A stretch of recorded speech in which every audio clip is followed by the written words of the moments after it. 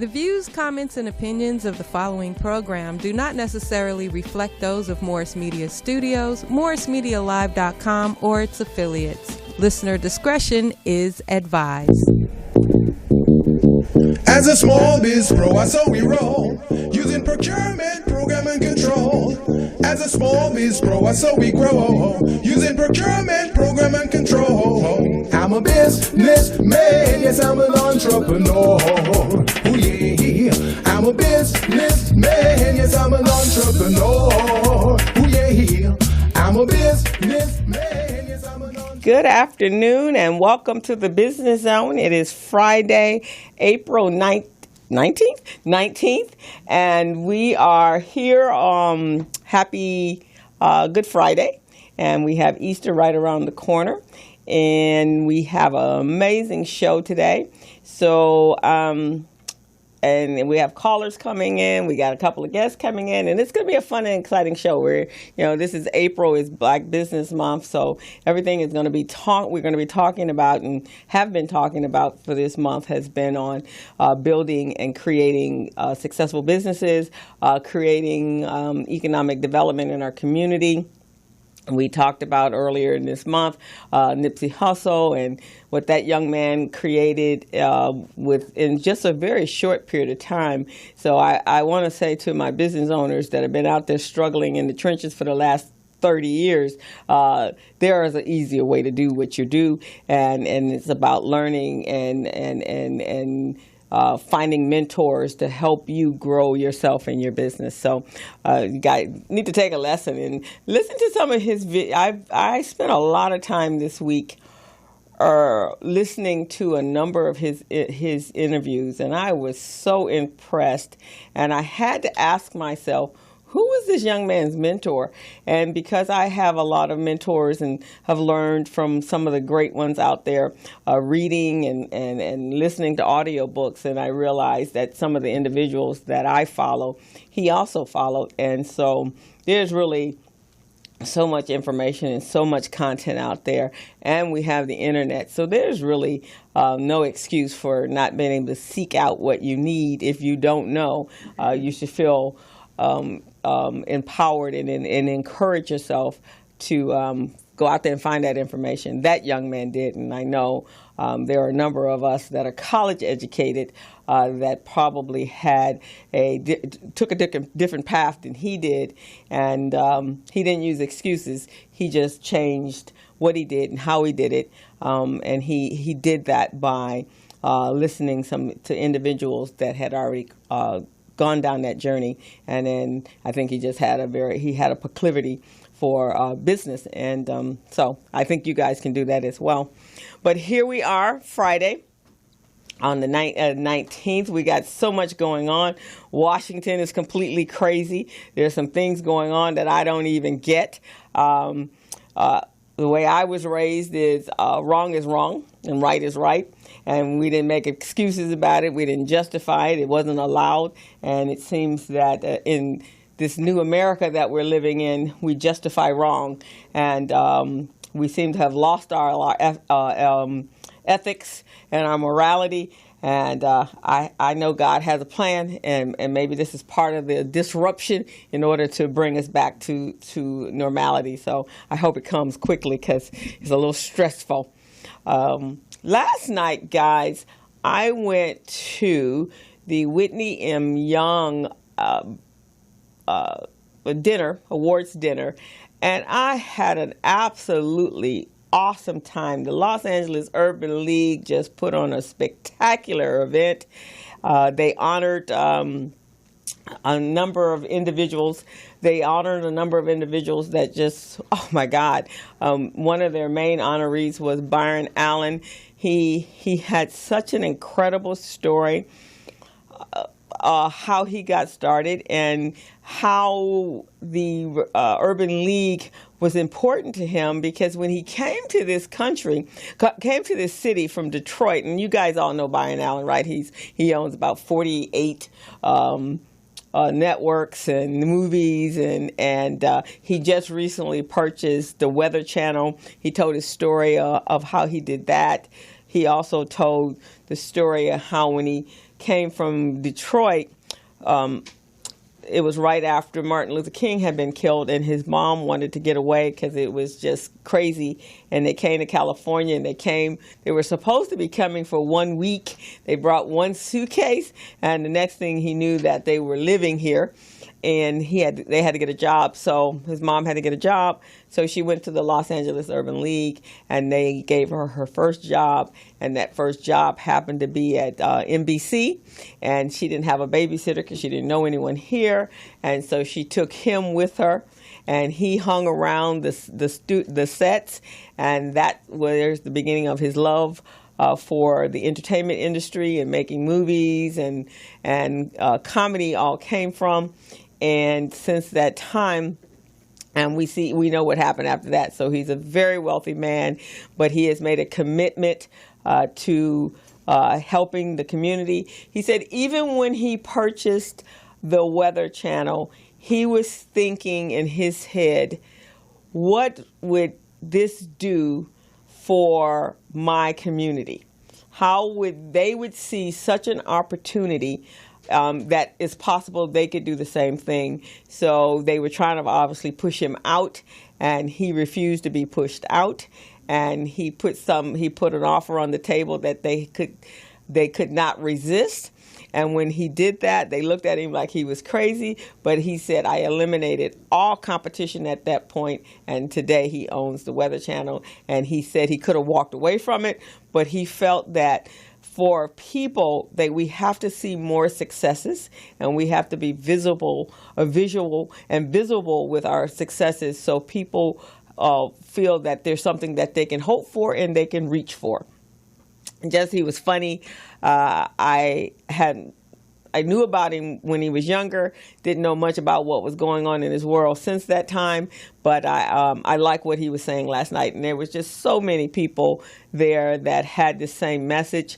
He indicated that he spoke to Coretta Scott King, and that was when he changed how he thought about his people and his community, and it helped set him on a path to success. And so he's made a commitment to the Urban League to get involved and to make sure that that more of our people have those opportunities, and some of those opportunities that he had and that his mother had.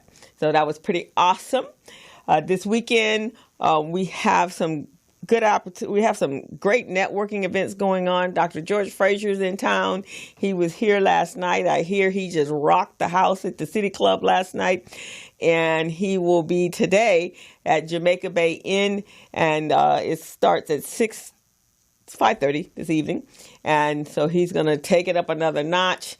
He too is economic development and creating legacy wealth, all the things that we need to be having this conversation 24/7. And so I'm just pleased that and I get an opportunity today to MC that event, and so I'll be leaving straight from here to there. And it's good to be around people that speak about us as a people, and knowing that we have such potential of growth, and that sometimes we just need a little bit of guidance. So I'm excited about that. So today, guys, on our show, and we're waiting for Gilbert to come in. He's coming in and we haven't seen him in a little minute. So we're kind of excited for him to get in the studio. He has been working on some projects and some contracts that he's trying to secure, so we don't stand in the way of the brothers making money, because that's important that we can make some money. And so he's coming in today. But today we have, as our guest, we have a young lady calling in from Atlanta, and she should be calling in shortly, or Skyping in, I hope. And she is dominating the security and surveillance industry in Atlanta. So we want to find out how she's doing that, and how we can be of help to her, and how and just basically let everybody know that there's a young woman that's killing it in the security and surveillance industry. So you can never say what you can't do, because there's all kinds of opportunities out there for you.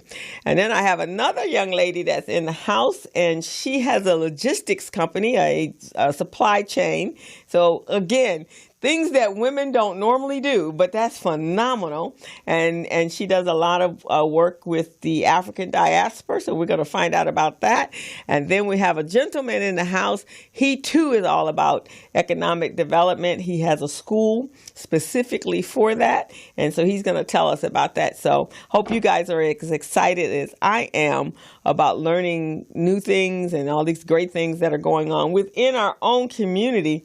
Sometimes we think that that we're just living in despair and living in lack, and there's no hope and no way to get there, and envious of other people and how they've gotten there, and we just kind of get stuck in where we are, and our status becomes, we have a status quo thing going on, which is really detrimental to our whole entire community.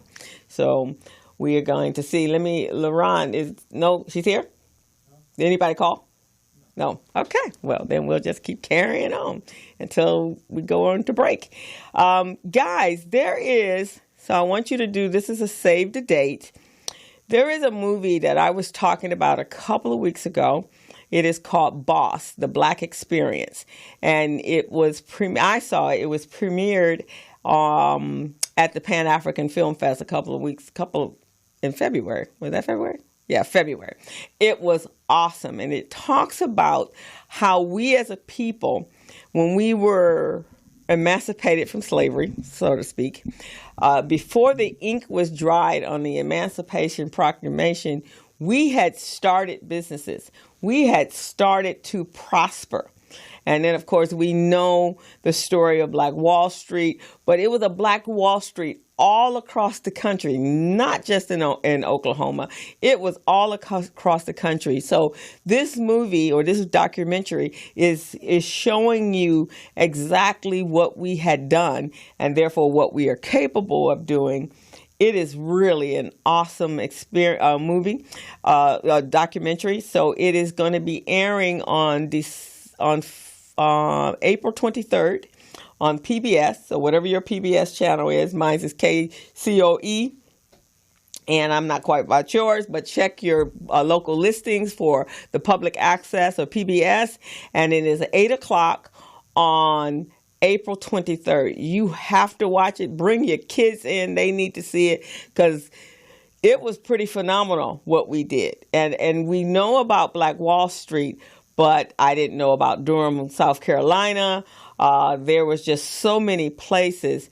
But again, what was the low point for me was every time we took 5 steps forward and someone from the outside realized what we were doing, pulling ourselves up by the bootstraps, which is what they always are telling us to do.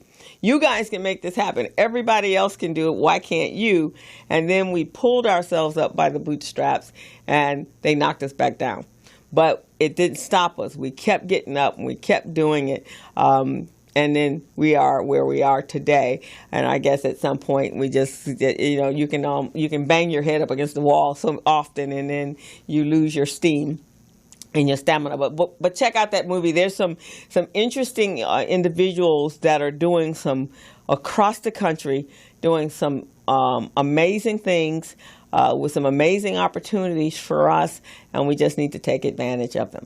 So check it out. So it's going to be on the 23rd of this month, and it's on PBS at 8 p.m., and it's called Boss, The Black Experience. So check it out, okay? So we're going to go to a quick break. My co-host has come in, and so we want to bring him in because he hadn't been here for a while, and I'm sure he has something he wants to share with us. Come on in, Gilbert, and we'll take a quick break.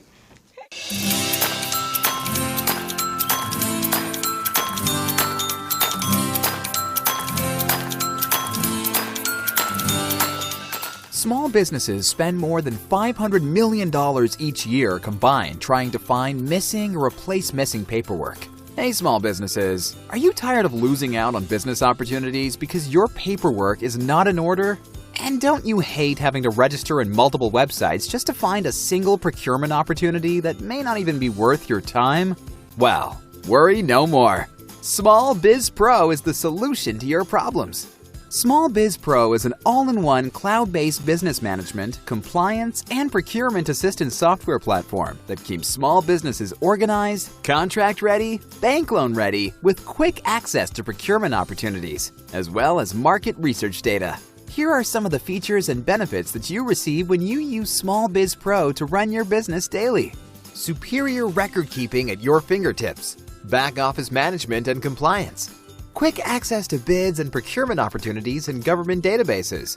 It allows you to conduct easy market research and gather industry statistics, government certification preparedness and compliance checklists, easy HR and general operations management functionality, bank loan readiness preparation and cash flow management, certified payroll and labor compliance reporting, business dictionary with defined business terms, a cloud-based business management platform that keeps small businesses organized and ready, even nonprofits, business documents securely stored in the cloud, data fully encrypted and protected by triple firewall reinforcements, on-the-spot document retrieval for quick decision-making, bank-level data security for compliance, document expiration alerts and advanced notifications.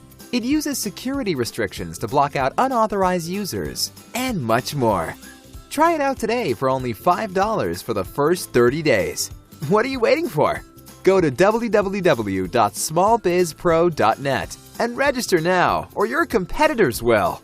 Small Biz Pro, keeping small businesses organized, business ready, and contract ready. Subcontractors and small businesses are very good at performing their craft. But when it comes to managing their paperwork and efficiently running their business, not so much. That is why Buchanan & Associates, a multiple award-winning supplier diversity business management, technical support, coaching, and compliance firm is here to help you. Buchanan & Associates possesses core competencies in small business paperwork and government compliance, back office management and business support, business infrastructure and organizational development, light rail transportation program management, assisting small businesses in packaging and submitting their minority, woman-owned, and disadvantaged business enterprise certifications. We even match you up with contract opportunities. Buchanan & Associates has delivered more than 7,500 hours of training to subcontractors by preparing them to become business-ready, contract-ready, and bank loan-ready with the ability to quickly access key documents in seconds. Buchanan & Associates helps subcontractors accurately prepare, manage, and submit certified payroll, contract compliance, and labor compliance reports to primes so that they can get paid on time without delays. If you need to meet your disadvantaged business or small business enterprise participation goals, Buchanan & Associates can help you. If you need a qualified and experienced firm to oversee your subcontractors so that you can successfully complete your projects, Buchanan & Associates can help you. We help all businesses organize and set up their company the right way so that they can formally pursue contracts. Buchanan & Associates has assisted subcontractors and primes secure more than $90 million in contract awards. What are you waiting for? Contact Buchanan & Associates today, the small business paramedic. Go to www.thebuchanangroup.net and begin saving now.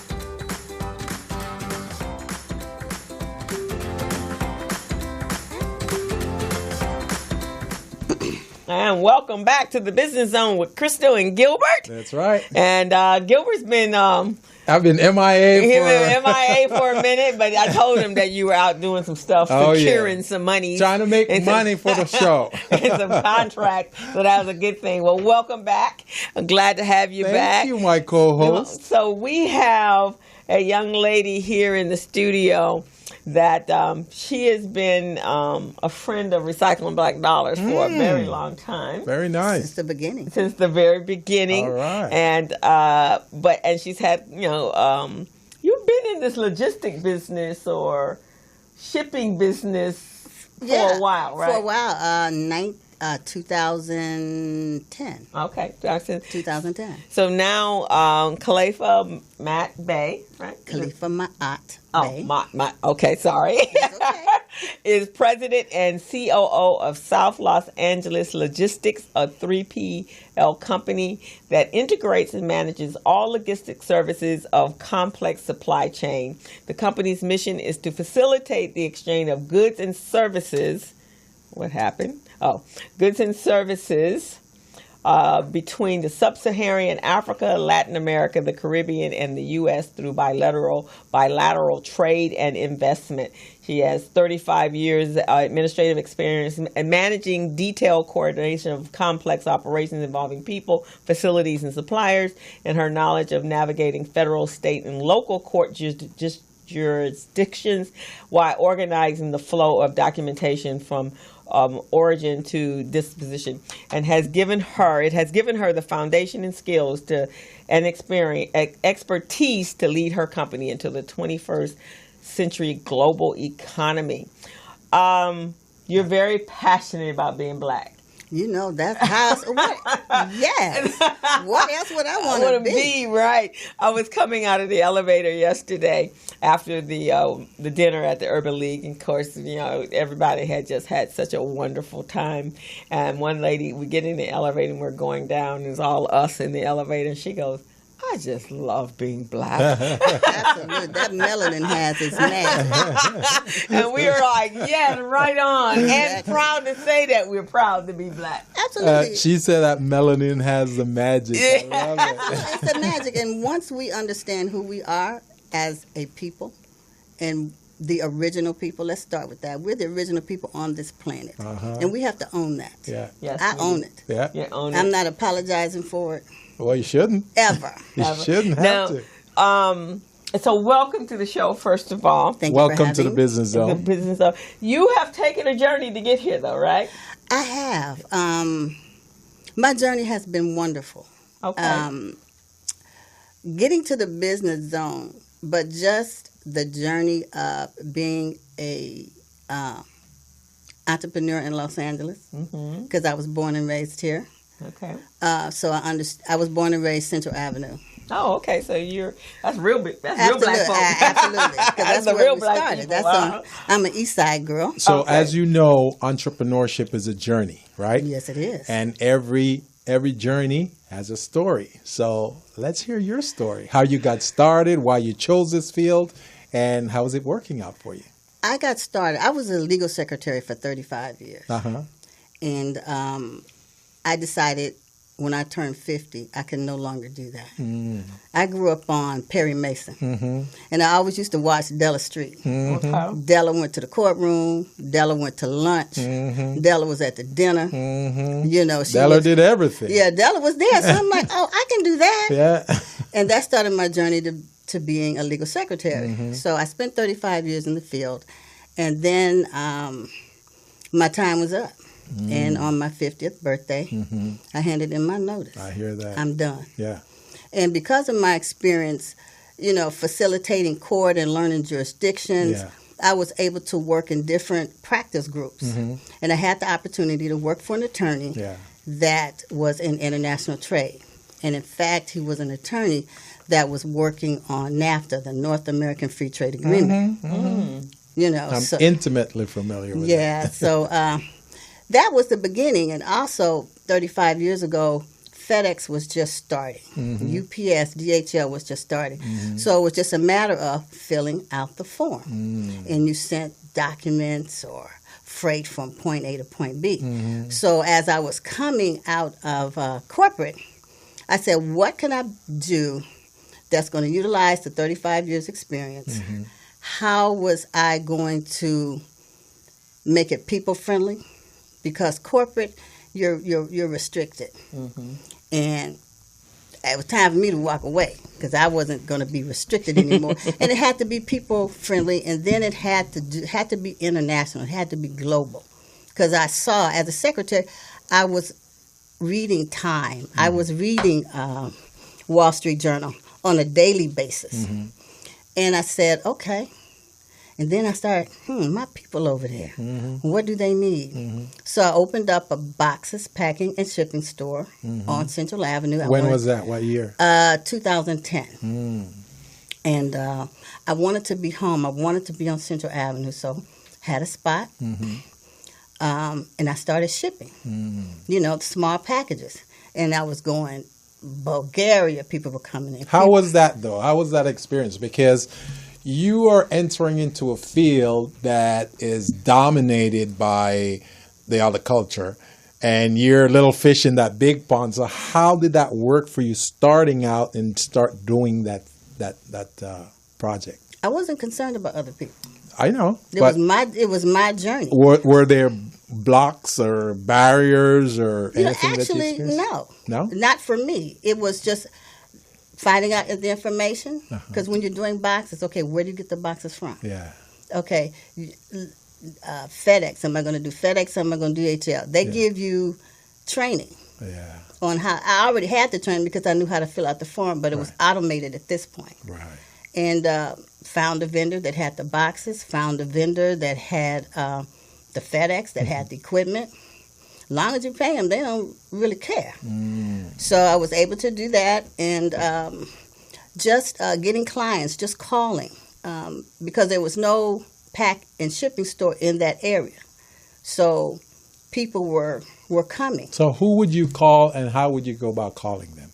Like, would you call a private person or a business? Would you call on another business and say, hey, I'm doing shipping, I can ship your packages for you? Or did you just call residents and say, hey, Christmas, you guys are going to send stuff to family, we can ship it for you? Networking.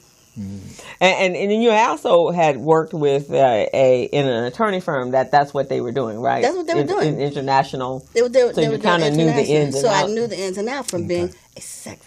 Yeah. Because the secretary is the gatekeeper. Oh, for sure. And you really have more knowledge. It's like the nurse, right, to the doctor. Yeah. Exactly. You have the operations workable knowledge. No, pretty much everything that's going on. Right. They have the technology and so forth, but you're the operations is you. You're executing. That's right. Operations manager. That's what I was. Exactly. Logistics. Absolutely. Logistics. 'Cause it's all about getting an origin and going to a destination, point A to point B, in a nutshell. And was that profitable? Yes, it is. Yes, it is. It's a lot of room for margin. Really? Yeah. And then you're on Central Avenue, which is now both African American and Hispanic, Latino. Exactly. And so they're shipping. That's a regular part of their culture, right? They ship a lot to Mexico and Honduras and all of those areas. Absolutely. Right. So that was pretty much easy. I learned a little bit of Espanol because, when you're dealing in an international environment, you have to understand culture. For sure, for sure. A lot of people don't understand that. And once you understand the culture, once you understand that people are just people, and you just be kind, where does it need to go? Yeah. And you ship it. Yeah. So you pick up the lingo, you pick up the language. I was dealing with a company that shipped directly to Mexico. So it's all about partnership. So so it was us, it was Mexicans, then you had a few Europeans. Let me say the right word. No need to say colonizer. No, I had a great one called Clear People. I've heard that. I've heard some interesting things of late. And because it's all about money. Money's green. Yeah. You don't have to like me. As long as I give you great customer service, you'll be back. How many employees do you have? Right now, I just hired on a young lady, high school student. Yeah. She's starting to do data entry because that's what happened with me. Yeah. I'm a graduate. I'm an alumni of Washington High School, and we had opportunities. That's when we had counselors, and I had internship. Yeah. At 18, I was leaving school at 12 o'clock, and I worked at the VA. Had to be there at 1. Had that job. Then I went to McDonald's, so I was actually working 2 jobs. Yeah. And our young people need that now. So I started. She's 15. So you got 1 employee. I have 1 employee right now, and I outsource as well. Good. So I have a number of vendors. Right. Depending on where the item is going, we can do I'm a broker. So you got independent contractors that you work with as well. Exactly. Now, are you close to the post office down there on Central, or no? Okay, that was before. Now she's in Lemert. Now I'm in Lemert. Now I have an office. I have a warehouse in Compton. Oh. And I'm in Lemert because I'm also the ambassador for the Lemert Park Crenshaw Quarter of the LA South Chamber of Commerce. Mm-hmm. So I have an office is at the We Can Foundation. You guys had Reverend Washington. We had him. Yeah. So I do my operation from there, and anything I need to do, packing and shipping wise, depending on what the load is, I can call in temporary help, get that out, and make it work. Because it's all about employing our own people. That's good. And we need to employ our people in fields where we're not. Mm-hmm. Because if you look at shipping started since the beginning of time. Oh, yeah. Queen Hatshepsut did the first transatlantic voyage to the land of Punt, which is now Somalia. And you're familiar with the Marcus Garvey absolutely. transportation. Absolutely. Because that's exactly what he was about. He didn't want to work for the man. He said, I'm going to set up shipping for our people because no one was doing it. Absolutely. And he was one of the first, how should we say this? I don't want to say millionaire, billionaire, but he was responsible for the growth and economic development of black people. Absolutely. Yeah. The book On Her Own Ground with Madam C.J. Walker. Yeah. Her great-granddaughter, Alila Bundles, wrote her book. Yeah. And because her products went around the world. Yeah. And in that book, it tells you the history. Mm-hmm. It chronologically tells you what happened, and it talks about her interaction with Marcus Garvey. Yeah. That's how her products got around the world. I have to read that. It's called what? On Her Own Ground. Oh, okay. That's wonderful. Do you remember, since you've been with Recycling Black Dollars since the early, Mr. Roby? Mr. Roby, absolutely. So, Mr. Roby was one of the first. Him and Frank Dinkins were one of the first members of Recycling Black Dollars, and sponsors for Muhammad Nazardine. Mr. Roby had a logistical business. Yes, he did, and he used what do you call that ticker take? Before faxes, before any phone, he had a ticker tape machine like they use for the stock market. And he would reach out and he'd tap who needed what. Mm-hmm. So he'd find Russia needed toilet paper. Yeah. So he'd go and find the supplier that had that. And then he didn't have any product. Mm-hmm. He did it all by ticker tape. Right. So that was really the very first person that I ever heard. I mean, he became wealthy. Absolutely. You can become wealthy. You become a trade agent. Yeah. That's what he was. That's what it was. He was a trade agent. And see, that's the first e-commerce. Yeah. These people, they behind the times. If you look into history, we've already done it. So, in fact, as a member of the LA South Chamber, we have a young entrepreneurs program that we are starting, and you can go online and register, and for the program, and that's you don't need a high school diploma. You don't need college, you don't need a diploma. You can just do that and work that. You can do that part-time while you're going to college. So you're teaching them how the logistics, the supply chain, and then just being able to provide a service, provide a product. Like you said, if you need toilet paper, how much toilet paper do you need? Mm-hmm. You know, I was able to connect with the Ledge Group in Uganda because I now import, fulfill, and distribute Ugandan coffee. Ooh. Oh, wow. Absolutely. I was on Facebook, and I was seeing a group of us from the United States that decided, I'm going home. Mm-hmm. And bamboo, hemp, they're more agriculture. Mm-hmm. You know, we need to learn to feed ourselves, and that's what Peter Brown, the CEO, always talks about. We need to be able to food, clothing, and shelter. Mm-hmm. And they would go into Uganda or go into a country, because they're in several countries, Zambia, Senegal, Kenya. And the farmers in Uganda were not getting a fair price for their coffee. So they were letting the coffee die on the vine. They said, we'd rather just let it die before we just give it away. And Peter Brown met a young man from Uganda, and they struck this deal that they would pay the farmers a fair wage for their coffee. Wow. And then they needed a roaster. Okay. Then they needed to get it off the continent. So when they got to that point, following them, I'm like, shit. So you were trolling? Waiting for the opening? Absolutely, waiting for the opening. I said, shit, man, what do we need to do to get it here? Wow. And we worked it out, and August of last year, Ugandan coffee, whole beans, raw, touched down at LAX. I took it to my warehouse. Wow. Located a roaster. And now we're shipping everything out. It's great. Fantastic. Absolutely. So that's your amazing. sub-Saharan. There was I had someone on the show last week. Her name is Queen Vida, and she's from Ghana. Okay. And so she's a celebrity vegan chef, and she also does I think she connects people. So she was saying, so we'll have to introduce you, that Ghana has they need us to ship products and services to them, and then they have things that they need to come, to be able to ship out.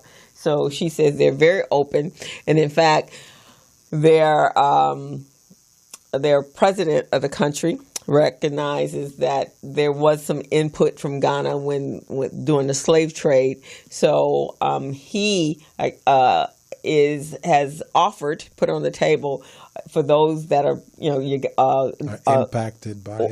impacted by slavery and actually were part of the slave trade. They are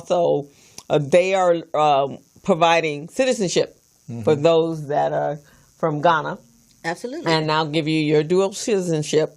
So he said that was, I guess, their reparations for what has happened and their apology for what they have done in their contribution.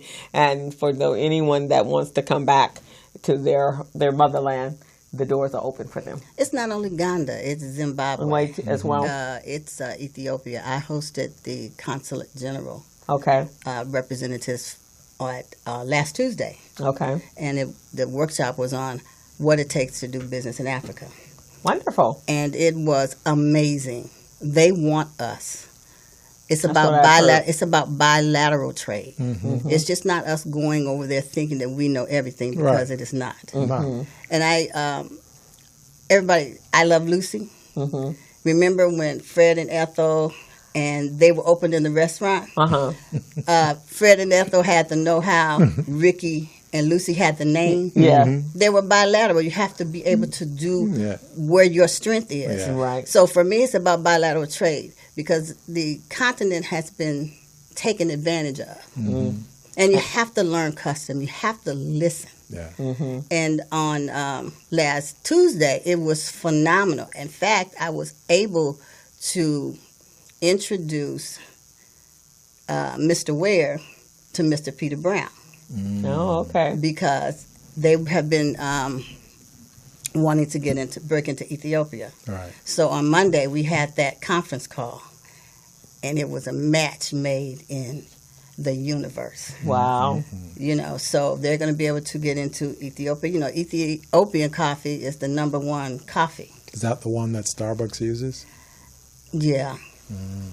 But we don't like to mention Starbucks. If we're going to mention anybody, we're going to mention a Hot and Cool Cafe. Hot and Cool. That's that's right. They have. So that's where they get their coffee from, too. Yeah. In fact, when you listen to Tony Jolly's background, he used to work for Starbucks.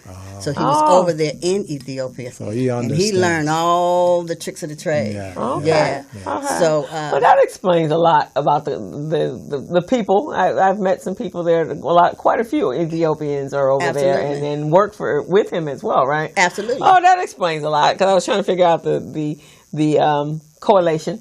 Absolutely. Okay, fantastic. I love that place. I love the vibe in and Hot and Cool. You go in there. That's different. That's my place. I used my place on Sorry. We should do a show over there. Yeah, actually, that'd be great. Yeah, Dr. Well, a couple people. I'm going to sit down with James Burke. We want to do. He wants me to work with them on those that are in the arts and the music and recognizing that they're running a business. Mm-hmm. So we wanted to have a symposium over at Hot and Cool. In addition to the art, there's a lot, it's an artist community. So understanding that is great from the creative side, but then there's a business side, and you need to be able to make money from your passions. And a lot of them, they're operating from the creative side of the brain and not, and so therefore they don't quite reach the pinnacles in business or in success that they need, far as monetary. That is very true. Everything can be monetized. Yes. And if you look, Crenshaw, it's always been an international area. Mm-hmm. You look on this side of Crenshaw, it's all Africa. A lot of African businesses over here. Mm-hmm. A lot of businesses from Haiti that's here. Mm-hmm. So I look at this area as an international area, and we need to start embracing one another. It is. Mm-hmm. Since it's going to be Destination Crenshaw, we have to capitalize on our own culture. You talk about culture vultures. We need to monetize when they're coming over here and sit in the Hot and Cool and get this feeling. Mm-hmm. Right, exactly. So Gilbert and I, we had Al Washington on the show. Oh yeah, that's my friend. That's my buddy. In fact, I'm the director of logistics for Africa USA. So we've had him on the show a couple of times, and we've spoken of his. I think there's 30 delegates that he operates with. Right. And this is something we've been talking about he's been talking about and doing his conference. And one of the things, remember we talked about the Caribbean diaspora. The one thing that I do know about the islands in Africa, entrepreneurship is part of our ultimate and our unique DNA. Exactly. Right? Those of us that were in slavery, there's been some issues there, but ultimately the ones that are first or second generation, they knew when we were emancipated, we couldn't go anywhere and get a job from anybody unless we were going to work. We couldn't go back to the slave master and say, okay, now give me a job, because that wasn't going to happen, right? Correct. So, because he was going to exploit you. So they had to create businesses. And then, of course, I think after the many, the obstacles. But I do know in that culture, that's part of any immigrant that's coming from anywhere in the world, being their own boss is paramount to who they are. This is my take. This is my take only. A disclaimer, this is not the views of Morris Media or the business zone. Okay. But what hurt us was integration. Yes, I am with integration because, I never had that dream. Everybody talking about the dream. I never had that dream because growing up Central Avenue, I was already in Wakanda. They were not there. Yeah. So Wakanda is not a myth. Wakanda is a real place, just like if you grew up in Harlem, just like if you grew up in Atlanta. It's everywhere they weren't. Who said it's a myth?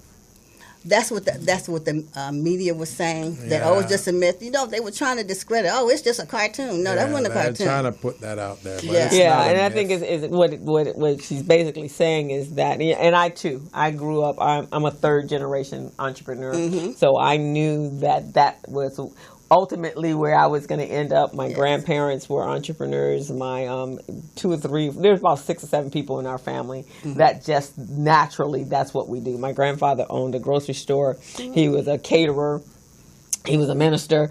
And then my grandmother, she made quilts and she taught all her children how to sew. Absolutely. And then everybody used that as their initial business, the groundwork. My aunt did drapes and interior design, home interior design. My mom was a tailor. And this is something, and I think I've shared it with you. When I look back in my family and their skill sets that we all possess that have moved down generation to generation. So the sewing thing was a major, everybody, my grandmother taught to sew. everybody sewed. It wasn't one or two, and they all made a living off of it in some way or another. My aunt, she was a home economics teacher, so she taught people how to do it. And then my mom, she made men's clothing, tailoring, and my uncle, he did men's clothing and bathrobes and so forth and so on. So I was talking to them one time, we were in a family meeting, and I said, why is that? And he said, well, it actually came from your grandfather's uncle. He was the tailor for the mob. And because I saw a picture, and I have it. He gave it to me. My uncle gave it to me the other day, and I went, "Wow, my grandfather looks awful dapper, and his brother, and they were all looking like Al Capone." And I'm thinking, he said that's because he actually was the tailor for Al Capone. Wow. I went, okay, but that is the talent that was passed down from generation to generation. Absolutely, because my grandmother sewed. I still sew today. Yeah. I travel with my sewing machine. I've taken my truck. When I lived here and moved to Washington, D.C., my sewing machine went with me. When my mother left New York. Absolutely. Come to think of it, my mom, too, she sewed, and she used to make dresses for the neighborhood. Right, exactly. And I'm going, because first of all, I didn't have confidence. I didn't think she could make good dresses like you could buy in the store. But when I saw the neighbors coming in, they're buying it, I'm like, damn, my mom is good.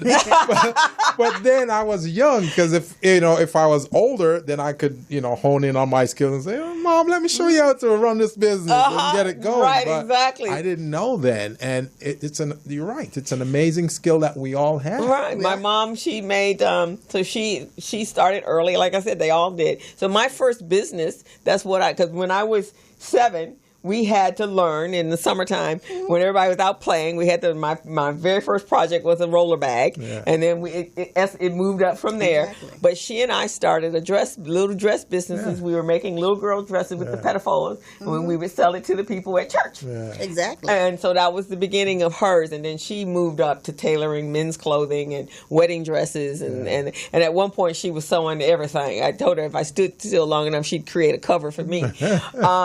But she was into that. My grandmother, same thing. Hers was with patchwork and making quilts, and all over the Florence, Alabama, or in Tennessee, her quilts were sought after. My grandfather, on the other hand, he was the caterer. He cooked for everybody. The wealthy people in his, and he got paid for it. Got paid adequately. Yeah. In fact, when he died, the community, the white and black community, helped my grandmother make sure that all of her kids went through college, and that she never had to want for anything.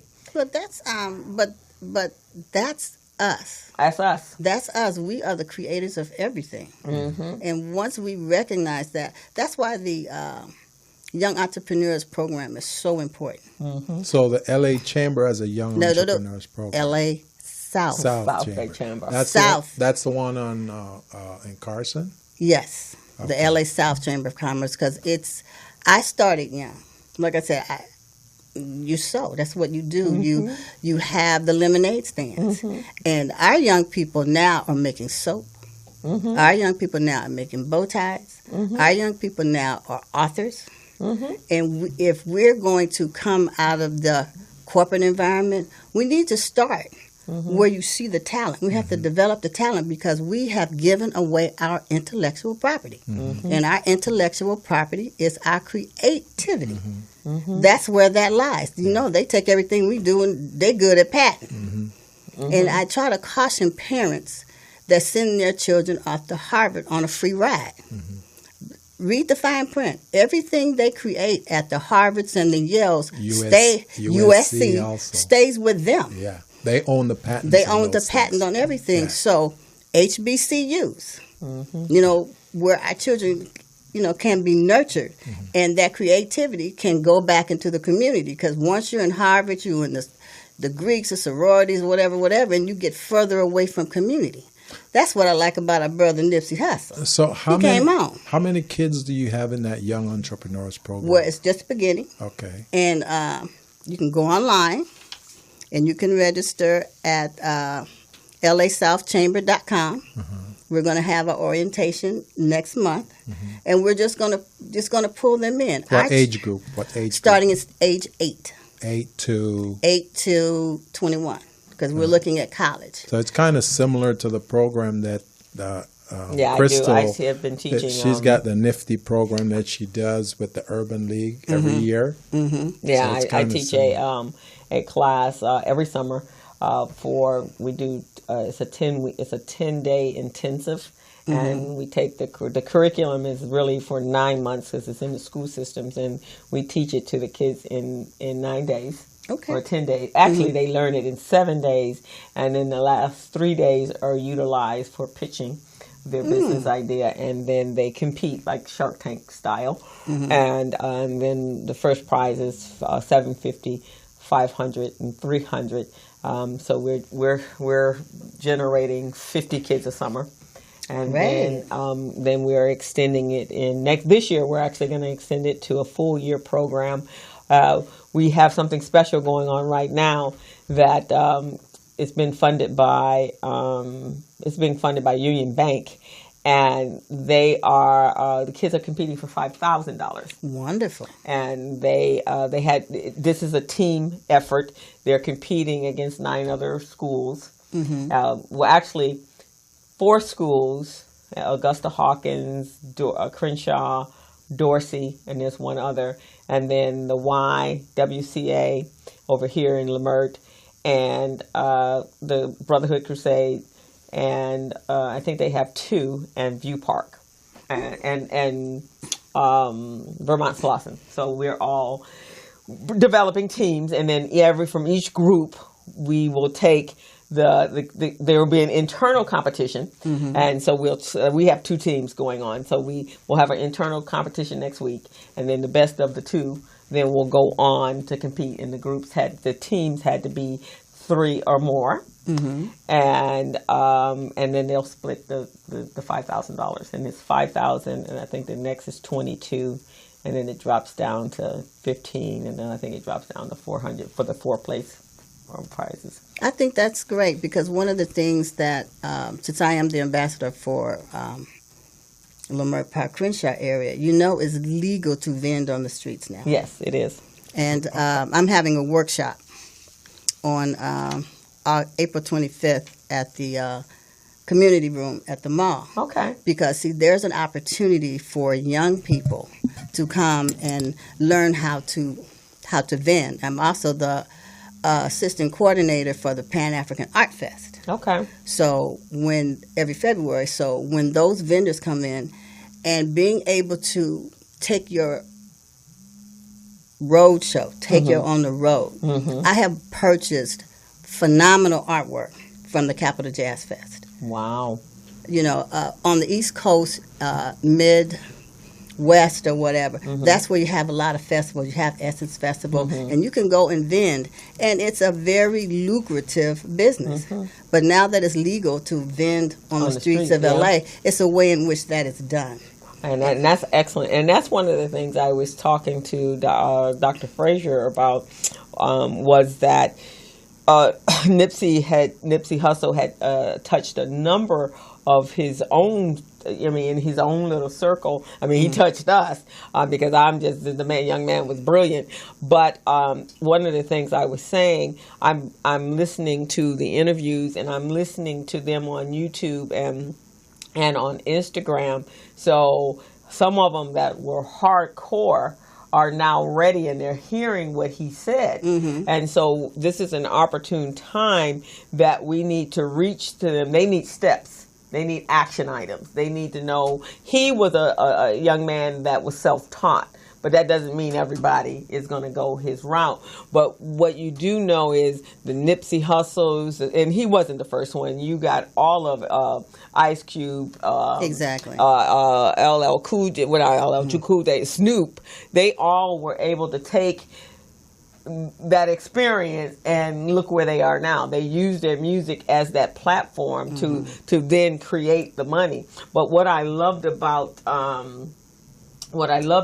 Nipsey was he knew how, and he learned it from whoever he was listening to, and I actually hear some of the same people that I follow. But what I was amazed at, when he took that funnel, he had to come up with that money real quick to buy that property, and And they're even saying, how do you charge $100 for a hat? But they're paying it over at his spot, and $100 for a T-shirt.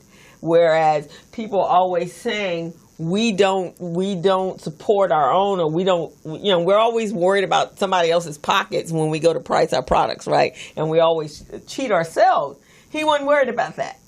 If you can spend $200 on some tennis shoes, Yeah. I look at this right now in my networking and my quest and who I'm having working with me. You got to be under 45. Yeah. Because over 45, they're not going to you're stuck on another game. Yeah. And it's a new paradigm. Let's go ahead and take a quick break. We're at the top of the hour. So we're going to pick this up on the other side of the break. So we're at 4:02 right now. You're on the Business Zone with Crystal, Gilbert, and Khalifa Bay. That's right. That's what we're talking about. So we're going to go ahead and take a quick break right now. You can tune into the show at 323-293-3375. That's 323-293-3375. This is the Business Zone. Take a break. Subcontractors and small businesses are very good at performing their craft. But when it comes to managing their paperwork and efficiently running their business, not so much. That is why Buchanan & Associates, a multiple award-winning supplier diversity business management, technical support, coaching, and compliance firm is here to help you. Buchanan & Associates possesses core competencies in small business paperwork and government compliance, back office management and business support, business infrastructure and organizational development, light rail transportation program management, assisting small businesses in packaging and submitting their minority, woman-owned, and disadvantaged business enterprise certifications. We even match you up with contract opportunities. Buchanan & Associates has delivered more than 7,500 hours of training to subcontractors by preparing them to become business-ready, contract-ready, and bank loan-ready with the ability to quickly access key documents in seconds. Buchanan & Associates helps subcontractors accurately prepare, manage, and submit certified payroll, contract compliance, and labor compliance reports to primes so that they can get paid on time without delays.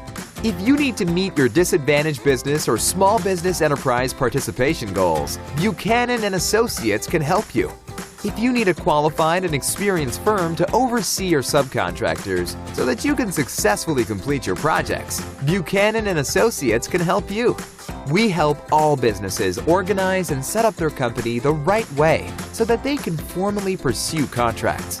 Buchanan & Associates has assisted subcontractors and primes secure more than $90 million in contract awards. What are you waiting for? Contact Buchanan & Associates today, the small business paramedic. Go to www.thebuchanangroup.net and begin saving now.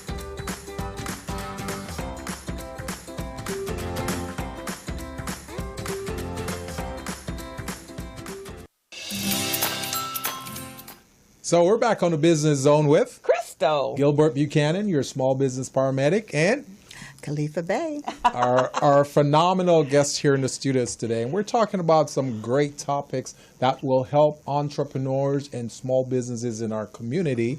And you've got some great insights. I'm loving it. Yeah, before I went back on the air, you're talking about your digital marketing classes. Yeah. The strategy that I have come up with, these young people know it. They were born. So to close the gap with the younger people, I suggest, because I'm not going to figure it out. Right. It's not going to happen. Yeah. I get one of them. Yeah. I call one of them, say, help me do this. Right. And they show me how to do it. Yeah. And they're like, oh, I'm going to take it from you too. Oh, and they just... So it's done. you know your lane, so you're staying in your lane. Let them stay in their And lane. actually, it's a good way for them because we're, Lams and Williams. So we're going to, we're sitting down with him. He's getting ready to do a course over at Compton for young people. So he's been coming to our class, and he's just mesmerized how to use all the content that he has as a DJ for all these years, and him being the West Coast grandfather hip hop. So we're going to take it there, because the other piece to that is we're teaching them, one, how to create multiple streams of income, but at the same time, we're teaching them how to be digital marketers. Absolutely. So for the ones that are not entrepreneurial, you don't Consultancy. need, you can be a consultant, and you can go to work for someone if you learn all the tricks of it. You understand, and you can deliver. So that's what we're going to do. So that's part of the project, the package that he's putting together is we're teaching you for yourself to create multiple streams of income, but in addition to, you're learning skills that you can then take and go to a junior college and enhance and get your 2-year degree. Because right now we're talking nano degrees. We're not talking 4 years. Correct. We're talking things that can get you moving and making money immediately. You know, you brought up that point about 4-year degree. I don't want to delve into too deeply, but think about that process. A 4-year, who came up with that concept?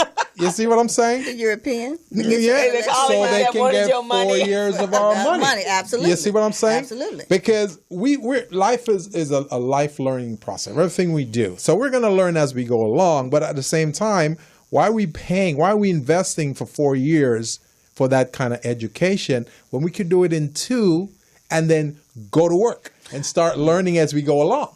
I'm not trying to send children to work. You see what? Well, when I say work, I'm talking entrepreneurship. Okay, that's what I mean. Okay, that's what I mean. I'm not trying to send but listen to this. So they send you the 4-year degrees, right? Yeah. So everybody, whether you agree with it or not, but basically we're telling kids now, if you want to be a professional, a doctor, a lawyer, that's your path, right? But what did Kim Kardashian say the other day? She is not going to go to school. That's what I'm talking about. She's going to study for the bar exam. Understudy. She's going to shadow a professional, and that's and then she's going to go take. But who has gone to school for the 4 years and the 3 years? That's what I'm saying. And got $250,000 in school loans and debt. In debt. And so it's always it's a part of that system. That's how that process works. So.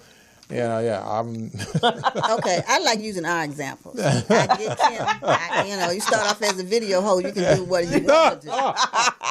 Come on, let's just get real about it. Yeah. But I did go to a coalition. The opinions on the show. I know it's not. I'm just telling you like it is. But I did recently go to a seminar where there's a think tank going on at the Milken Institute, along with the SBA and the junior colleges. And so the course now is of action is nano degrees. The faster you can get a 2-year, you can work and make big money in the industry and get your 2-year degree from a junior college and move on. And then if you want to go back and get further, but at least get the ball running, get started, don't have this large debt that will prevent you from moving forward in life. So those are some of the things. But before we wrap up, I want you to tell us about this Community Advantage program and whatever else you got to tell us. Okay. I'm just going to give this quickly. The LA South Chamber is having how to vend on the streets of LA, Thursday, April 25th, 10 a.m. to 11:30 a.m. at the Baldwin Hills Crenshaw Plaza. It's going to be in the community room, and it's street vending compliance in South LA. Along with that, we'll have information on a program. It's called the Community Advantage Program by the SBA that is perfect for vendors. It's all about cultural tourism. Olympics are coming.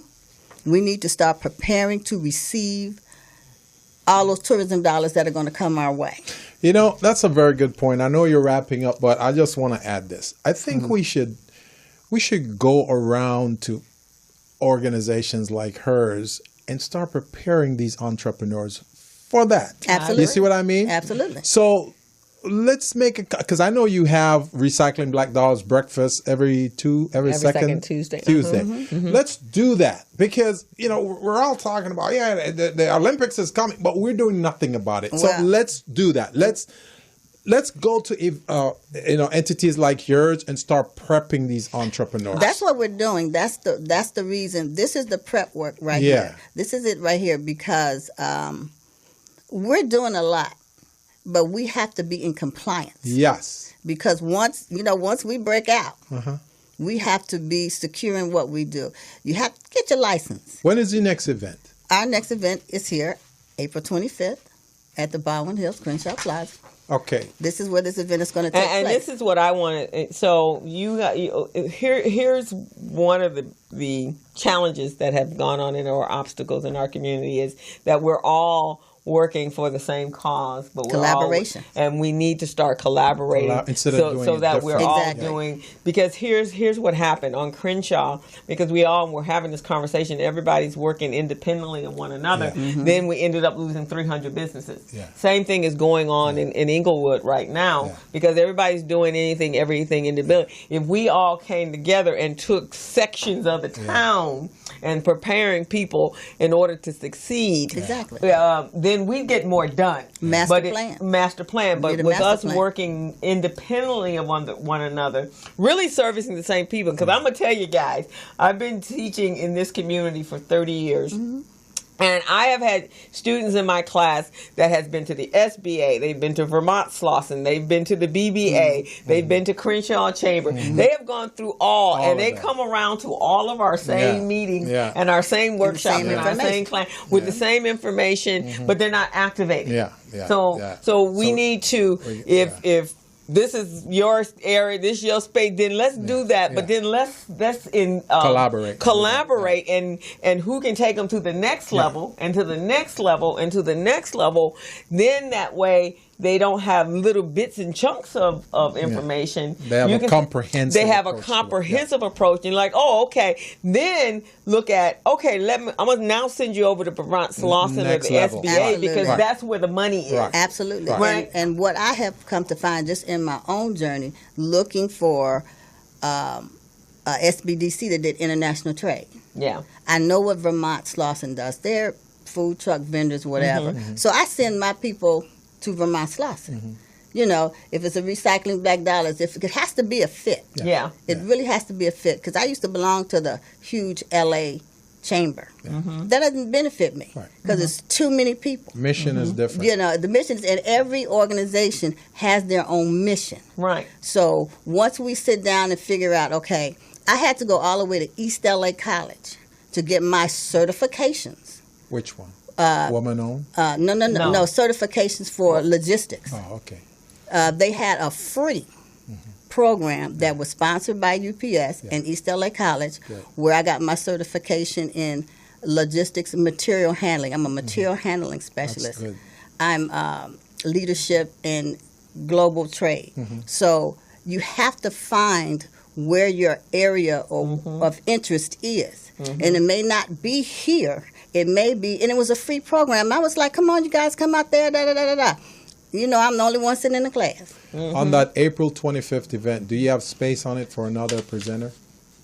No, because it's only going to be an hour and a half. We could squeeze it in. Who were you thinking about? Me. He does certification. Well, not only that, because you just mentioned getting these businesses understand compliance, what they need, what document, and that's exactly what we need to do. I develop a system that will help these businesses, and that system, it checks off the boxes. So it has all these mandatory documents that you need as a startup or an existing business that many small businesses don't even know about. Correct. And then once we do that in the classroom, we check it off. And when we check it off, it highlights. And when it highlights, it says, okay, you've done this. Let's move on to the next one. Exactly. You see what I'm saying? It's paperwork. That's the kind of thing I want them to know. And then they get a copy of that as their record. So as they go along, they know, okay, I already done that. This is what, and then it gives them a score.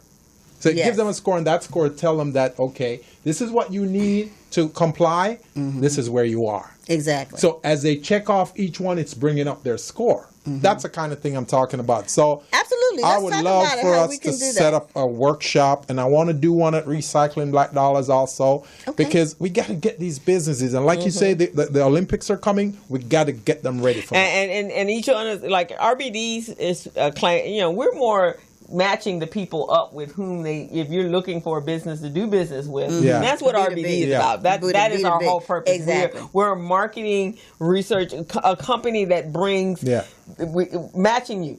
We match you. If you're looking for this, Yeah. you're looking for this person, we can bring you together. Yeah. And then the piece that I offer is I'm the only QuickBooks specialist in the city, Right. in this area. And we need Great. to let more people know about Right, it. and so so if you don't have your finances together, then you might as well just close your doors up. Yeah, but I think the hindrance to that is people, like I said, my background is administration, legal secretary, so I understand Yeah, you're strong paperwork. in that. Right. You're You know, strong. but a lot of people are not. Right. So if you're not strong in that area as a business owner, Yeah. Right. you have to be able to put that in your budget to have someone else do that for you. There you Right, go. exactly. There you And go.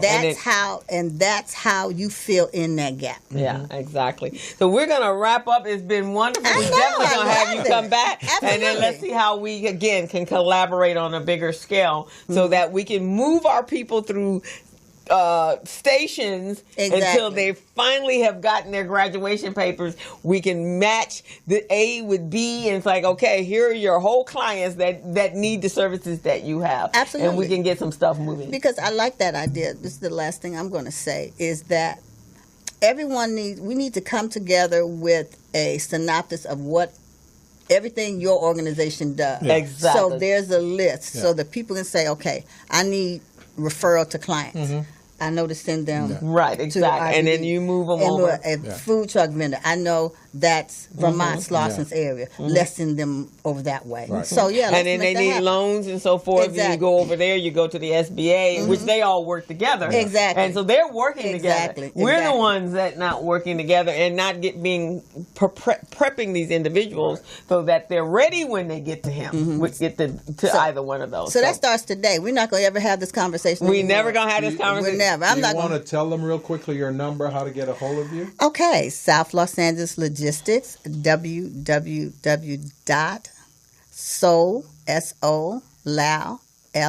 logistics.com. Telephone number, area code 310-846-1112. 310-846-1112. Perfect. Okay, guys, so you've heard it. She's got an event coming up. I'm going to supply you with the excerpt of your video, and then I'll Wonderful. put your information. So if you can send that to me electronically, I will. I can make sure that Excellent. information's there, and then you can utilize that to market for this class. Thank you guys so much for having me. This was great. You know, we've been hanging a long time in this Yeah. And community. you doing the didn't know it would business be tip. this great, huh? Yeah, I knew it was going to be great because it's all about timing. That's right. Yeah. That's It's all right. about timing, and once you in your flow, it'll just come. And then to we you. need to talk about how we can work this whole African diaspora and Ouch. expose more people to that. Absolutely. So let's do that. That is our out. Well, Good. the Business Zone loves you, and we really appreciate having you here today. And this is the beginning of our journey together. Yes. And all the things that you've talked about on here will be realized. And believe me, Crystal and I, we're going to be following up with you. And I'm very passionate about small business. Very, very passionate. And Crystal is too. Mm-hmm. And what you just said, I'm writing it down because I know I'm going to follow up. Great. Getting small businesses ready for the Olympics is really a passion of mine. So Actually, for the whole everything that's going on Yeah. in the for the next Because if you- 40 years. They got to come through here. Yeah. They got to come through South LA to get to the airport. They Oh, got to yeah. come through South LA to go downtown. yeah. Exactly. So we're going to take a quick break, and we're Yes. going to bring up our next phenomenal because he got some stuff going on in yes. the same area. Oh, yes. And we're going to see how we're going to close that silo on his side, and we're going to be powerful. That's what we're Okay. going to do. Absolutely. So thank you very much. And Thank so you. we'll be right back, guys. This is Crystal from the Business Zone. And Gilbert Buchanan, your And- small business paramedic. And Khalifa Bay, South LA Logistics. That's All what I'm right. talking. So Take we'll a break. see you in a second.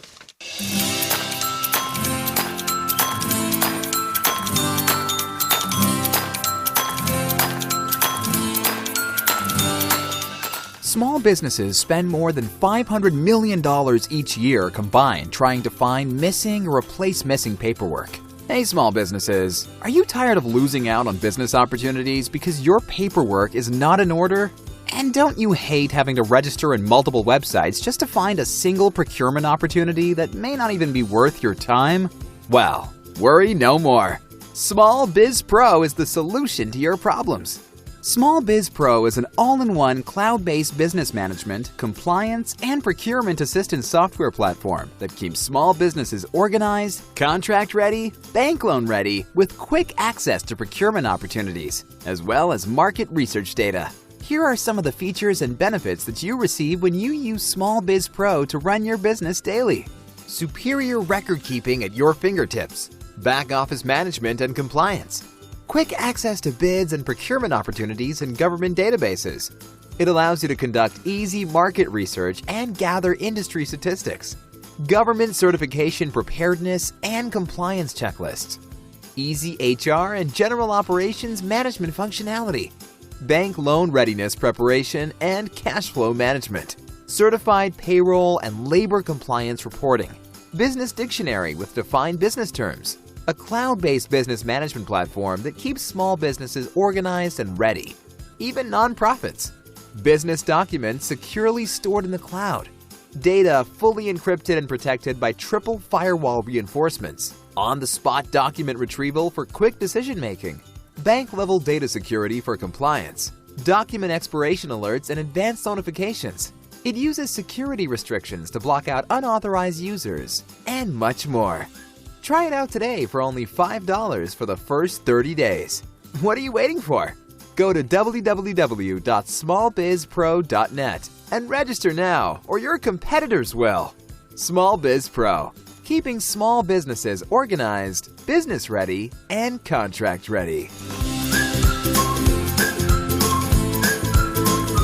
Subcontractors and small businesses are very good at performing their craft. But when it comes to managing their paperwork and efficiently running their business... So we're back on the Business Zone with Krista. Gilbert Buchanan, your small business paramedic. And today we've got another special guest in the studios. And Crystal, who do we have here? We have Pastor Edward A. Smith. He's executive director and pastor of Zoe Christian Fellowship of Whittier. He was born in Los Angeles. He is the pastor and CEO of Zoe Christian Fellowship of Whittier, chancellor of the Joseph Business School for Los Angeles region. I had never even heard of that. Founder of Awaken. Oh, okay. Awaken, and Bishop of Zoe Association of Churches and Business. He earned his BA in Applied Mathematics and an MBA in Marketing Finance from UCLA. He is a much sought after speaker for conferences and seminars in the U.S. as well as abroad. He was invited to Russia in 1995 to participate in training the staff of the fourth largest bank in Russia. His speaking ministry engagements have taken him to Japan, Puerto Rico, Guatemala, South Africa, and Brazil. And before full-time ministry, he worked in several marketing executive positions with companies as General Mills, Ford Motor Company, oh, wow, I haven't seen that one in a long one. Carnation Company and Avco Financial Services. His final corporate position was as the Vice President of Marketing for Family Savings Bank in Los Angeles.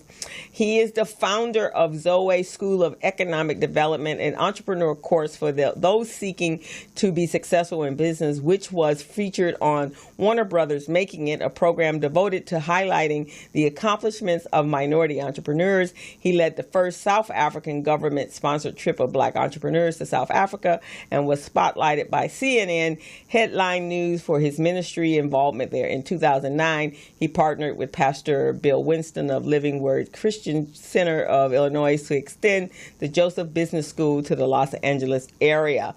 And we want to welcome you. Thank you. Wow, that's an impressive bio. With all that amazing introduction, I'm thinking I should be calling you Doctor. Smith. I'm good. He said he's good. Well, welcome to the Business Zone, Mr. Smith. Thank you. And I should call you Pastor Smith. Yeah, we're very happy. I'm good either way. Yeah, either way. So obviously your origins in business, so everything that we were talking about, and moving it, and I had this conversation with Dr. Frazier as well, is church is the one place that Black people congregate in large numbers, and that is where this training should start. Yeah, it should be part of it. It should be part of it. And I know I got my entrepreneur training at First AME Church, and they had a program, and Dr. Murray, the Cecil Murray, he was all about that. Murray, he was all during the time when I was a teenager, and so I'm happy to hear that. Okay. Because it's been some issues. I just see it. I just see us there, and we're not coming out with applicable skill sets that can help change our. And right now, our economic fiber has to change, because we gonna perish if we don't. So, welcome to the show, and tell us about your programs and where this passion lies, and how we can make some changes. Well, I used to work down the street at Family Savings Bank as vice president, and I always had a passion for teaching and helping people, and even in business. So it was natural for me, and so I had employees, people in the community come into my office, and then I said, y'all need to come to my house because y'all messing with my job. And then we moved out of my house and into a facility at a hotel. Okay. And then I was called to pastor a church. And so we started the Zoe School of Economic Development. And then I became acquainted with Pastor Bill Winston out of Chicago, which has started the Joseph Business School, and we decided to work together. And so I have a franchise of the Joseph Business School. I've been doing it since 1989, So 98. Whose idea was it to start that program, and how did it come about? Well, the Joseph Business School itself was started by Pastor Bill Winston in Chicago, and he's an entrepreneur person as well, businessman at IBM, and wanted to help his people. Mm-hmm. Myself, I started a similar one, and we just decided to come together rather than be separate. We talk about collaboration. Mm-hmm. That's really how life needs to operate. Mm-hmm. And so it was easy for me. And so he had an established program. Mine, I developed on my own, is working well. It was already featured and making it on. So yours is still existing? It's still going no, on? the Zoe one is not existing. It's existing under the brand name of the Joseph Business School. Okay. We so you guys brought your two together and then created. And so what's the time? How do you get into the school, and what is the curriculum? People have to apply. We just finished a mentor-mentee program with the Shark Tank a competition, and it was powerful. We've been doing this since 1998. We graduate people. We have different versions of the program. One is a 9-month program where you work on your business, your vision. We have a shorter version, a module program, and then we have the basically a 6-week program that deals with a mentor-mentee. Mm-hmm. And we're finding that we're working out really well because people don't have a lot of time. Mm-hmm. And so we started realizing that people can at least get started, like you said, after class, start working. Mm-hmm. And but a mentor piece is huge because if you don't see it, like you mentioned about your mom and everybody sold, you got to see it. You got to see it. Yeah. You can sit in class. That's why folk aren't doing nothing. They don't see it. Mm-hmm. So having mentors, we assign mentors to them. We get people that are successful in the business, and in particular in the area where they want to thrive in and work in. And so that's what we do. And it works out really well. And they come out, and it's hard work. They learn about financial planning and budgeting and cash flow management, marketing and analysis, because those are areas oftentimes we fail in. Mm-hmm. We have ideas, we got skills, but we can't manage our money and a cash flow. And so you don't have to be an expert in that, but understand how to ask questions, get the right people working with you, help you, and you can go where you need to go. That's fantastic. Small businesses are good at their craft, but when it comes to managing the business and administering it, that's where the weakness comes in. So I'm just wondering, after they go through your program, what's the next step? What do they do next? I know you said you match them up sometimes in Shark Tank, but what's next? Well, they start their business. Most people that come to our program don't have a business. Okay. We do get people over the years that have had their own business, but we're finding people that just want to get started and they're learning the basics. Okay. But people that have a business and they work on a more established business and take it to a whole nother level. Okay. But it's all about getting started. Okay. And that's what they do. They start businesses, and we've had some good success stories. Okay. One woman, my wife and I were visiting with her recently, and she started a multi-million-dollar trucking company just with one van. Mm-hmm. So it was a van company. She's picking up kids, latchkey. Started out there, and then she started getting a contract with the local school district and taking kids to the football games and stuff. And how does one become a mentor in your program? Well, typically they can ask, but typically, because of our network, we go with the people that we know, and we ask them to be consider being mentors. So we want people that have availability of time. They're in technology. One of our young guys, mentors, he runs a very successful technology company with major contracts, people like Disney and AT&T, and does development. So people that are into software development. He's a good person. He's young. His story is that, he sat home and mom said, get a job, and he sees, boy, when you want to go out and get you a job? He pulled out a drawer, some checks he had in cash, about $200,000. Wow. Mama got a job already. Shut her up. Wow. That's amazing. Yeah, because jobs are not traditional anymore. Yeah, he was doing it at his desk, in his bedroom. He didn't understand. So it's opportunities like that, restaurant business. We have technology companies, like I mentioned earlier, others that deal with real estate and even international trade. Now, is there a storefront for your business, this program that you're talking about? Yeah, our storefront really is our church. It's at the church? At the church, because we have almost 5 acres of property in campus there. And where is it located? It's in Whittier. Whittier, yeah. A few black folk in Whittier. Yeah, there are some. The more I'm hearing about this, the more I want to get involved. Yeah, we need to talk then. That's nice. Definitely. In fact, when you and I spoke on the phone, and I was when Don introduced us, and I was telling you that Gilbert, my partner, he specializes in the minority certification for diversity supply goods and so forth, and so he has a program where teaches them how and what they need to do in order to become certified. He gets them certified, and then they can do business with corporations through the supplier diversity. He has a network. He's worked with Metro. That's good. And he has a product called Small Biz Pro. And this is what he was mentioning, Khalifa, is that it tracks them.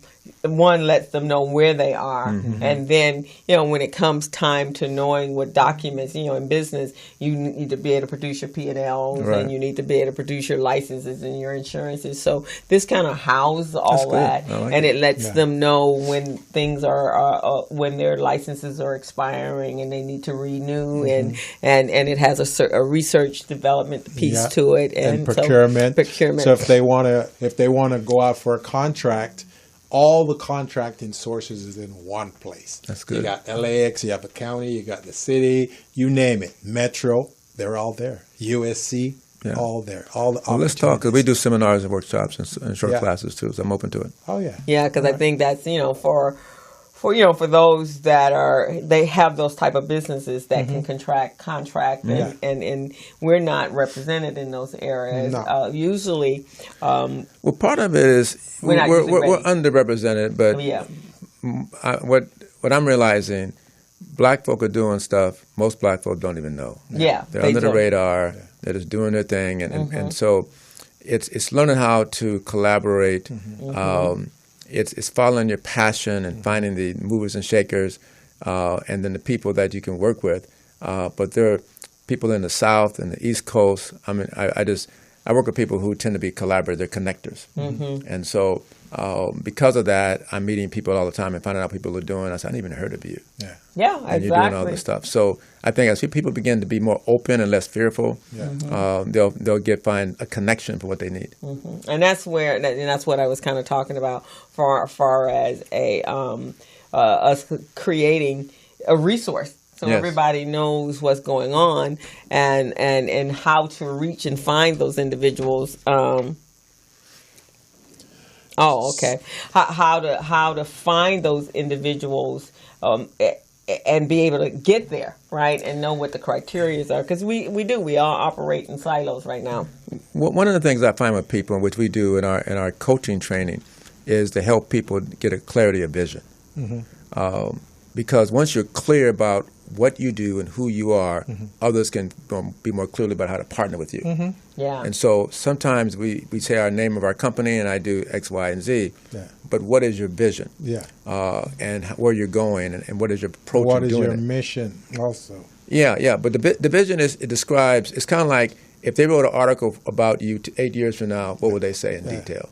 Right, exactly. Yeah, because you really want to know that. I mean, that's even with Nipsey. I mean, I knew what he was doing in the community because I'm part of the community and the advocates of what's going on and the encounter on the ground. But there were some things that I was even surprised about one of the things that people have been talking about was, had he provided for his family, and then to find out the young man had over a $200 million estate, and he had provided for his family. That's good example. And so that's, look at James Brown. He died in state, right? He died, and so these are grown people. Mm-hmm.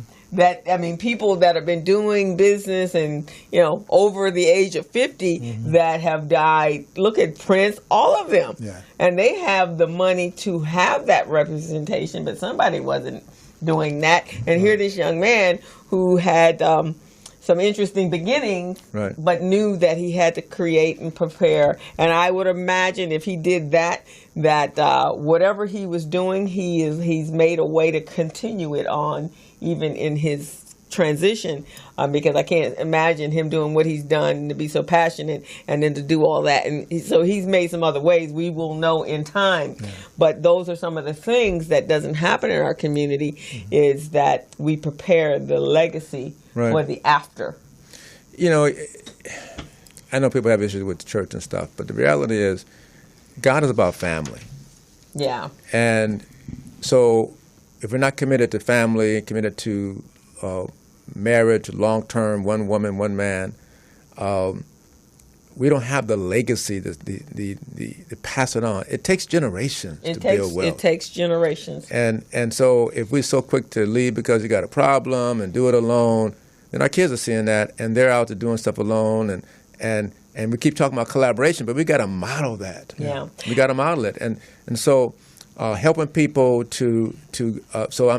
Nipsey, he probably saw somebody, or somebody kind of showed him, or he saw it, that I need to take care of my family and do it well. Mm-hmm. And it's not just about me. Mm-hmm. I've heard black men talk about, well, I don't need no money with my wife and be with another man in the bed with my wife. All that kind of crazy stuff. But they don't understand legacy. Right. And how that rewards you. God rewards you for thinking about legacy. Mm-hmm. And so, that's my and it leaves a gap, right? A big gap. It leaves a gap, and it leaves a gap not just for the family, but it leaves a gap for the whole community. There you go. Because now, if we're not preparing that family when somebody is gone, then somebody is going to miss out, right? And folks got to chip in and all that stuff. And so that's some of the issue there. Before I get to your book, yes, sir. I just wanted to say real quickly that I think his grandmother is the one who molded him in that area, and whatever she learned back in the homeland. Well, actually, it's the father that's from the homeland. Oh, it's the father, and there was something that I saw during the service, and I watched the entire service. Mm-hmm. That there was a point, I think, when the mom had the dad come back in and take his sons to Ethiopia. And I think that was the beginning. Because if you look at the video, that they were showing, you could see he was kind of rebellious that, why am I having to go do this? Yeah. But I think it was mom's way of getting him out of the murk of stuff and get him to see a different world. Right. So now, go to a third world country and come back to this country and see what you appreciate about this country. And that's usually a good way for people to get different perspective. You remove them from their current environment and you put them in another. Then they get to compare and contrast. And I think that's when the change took place, because he saw. And then in those countries, they are working as entrepreneurs. Like I said, like we just said, in other countries, being an entrepreneur is the fiber of how the country. Because they don't have the social society that supports them. Right, exactly. Education is not available, so you got to figure it out on your own. And so when you look at the Hispanic population, when they come over here, what are they doing? They're doing street vending. Mm-hmm. They're selling on the freeways. Yeah. They're all of that sort of stuff, and cash adds up when you're a non-brick and mortar, right? That's right. But those are the things that, and I heard something the other day that was kind of interesting, because we want to find out, when did this change take place with our children, right? So someone, your colleague, Sarai was saying that our millennials were, when the recession took place, they were young enough and they were living at home, and they saw their parents go through the loss of their home, the loss of their jobs, the loss of cars, the loss of all the material stuff that they had grown up around. And all of a sudden, mom and dad are stressing and trying to pull ends together. And we've all experienced it from 2008 to probably 2000. I want to say the second term of Obama, when people started to see a turnaround. And I went through it, so I know if I had a family, what that would have looked like, right? Because it was me, I could pivot a lot faster, but I did have to make some major changes. So these kids saw their parents going through this, and all they want now is to be safe.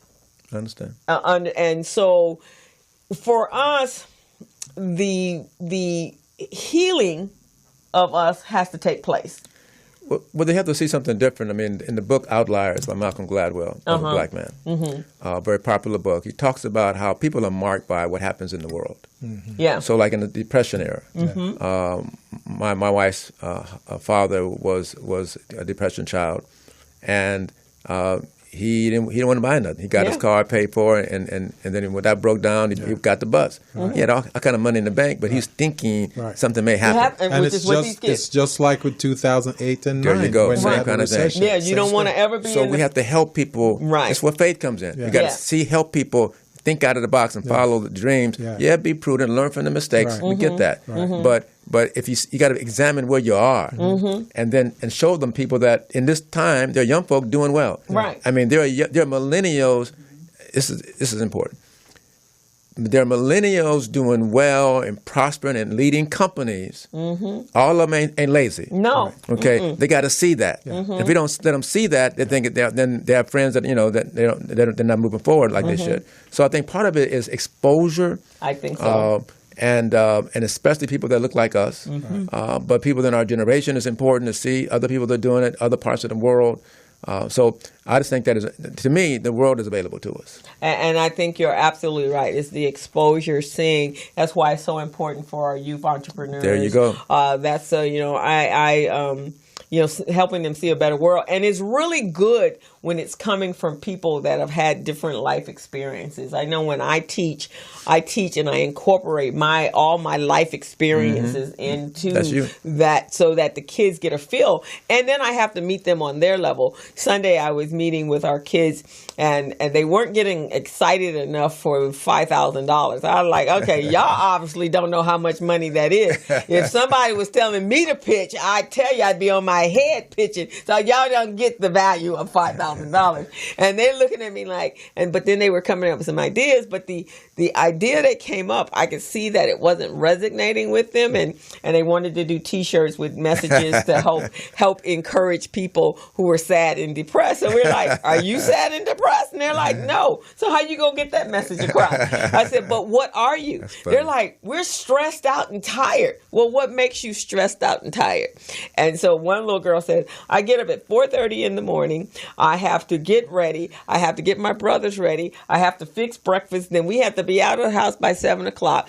Then I go to school, and I'm in school from whatever time, from 8 o'clock. I don't leave there till 5 o'clock. I don't get home to 7 o'clock. And I'm like, whoa, I'm tired, and that's your life. So now I get it. So what does that make you feel? And she goes, it makes me want to scream. I said, well, then put that on your shirt. Yeah. You can relate to it. It makes me want to scream, and because everybody else is going through the same issues as well. So, but that's an experience, right? I walked them through the experience. So then they were excited. Now they're excited about the $5,000, but they had to get there. So I think you're absolutely right. And our children have kind of lived cloistered lives, whereas our parents allowed us to make some mistakes and see the pain and feel the pain of that, so that you would never do that again. But life is you have pain in life. I mean, even when you have the so-called ideal situation, pain shows up some kind of way. It does. So we have to help our people to learn how to navigate through life, and have realistic expectations. If they manage expectations when they go into new ventures, go into marriage, for example, expect to be perfect all the time, that's naive. So you prepare people for what's the kind of the roughs and the storms that will happen, and how to navigate and keep their eyes on the prize down the line. Yeah. So, Pastor Smith, tell us a little bit about the training manual and also that little book right there. The training manual is our Awaken Life Coach training. It is professional life coach training. We've trained over 500 people in the last 7 years. It is all designed to help people coach others with professional life coaching skills. There's various specific skills designed by and approved by the International Coach Federation. And it helps them. And by the way, coaching is the second fastest growing profession in the world. And so you can coach in almost any category and any area, business coaching, group coaching, or personal individual coaching. But one of the skill sets we use is a ladder of life. And you look at the vision where you want to go. Then you look at what are your core values. Because too often the values don't line up with the vision. Exactly. People don't realize they're dysfunctional and confused and separating their own selves. So look at then skill sets. Yeah. Sometimes they develop a skill set. So we help them identify themselves and how do they identify themselves is important too. How do they see themselves is huge. So it's called International Coaching Federation. That's the one that approves or certifies. How does one get involved in that? With Awaken, you can contact us at our website. And in fact, we have a training coming up in June. At Awaken is AWYKEN, and then we spell it differently because it works well for my my website. Spelled with an A, but also the Y. Awaken.com? Yes, Awaken. And the Y is about awaken the potential inside of you. And so it's very powerful. We've done training in Brazil. We've done training up in Seattle, Washington. A lot of our training is in the Whittier, where our campus is, where our church, so facilities there is easy to use. Do people have to pay for the coaching? Yeah, they pay for it, yeah. For the coaching? Yeah, they pay for it. Okay. Yeah. So it's there's a level 1 training, which is basically introduction training, 3 days. Yeah. And then professional training is where you have 2 more 3 days. And so we're finishing up another session of professional trainers. Okay. And it's very powerful. It helps people unpack what's in them.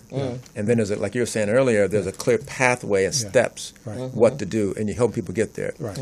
Some people are very visual, and people learn differently.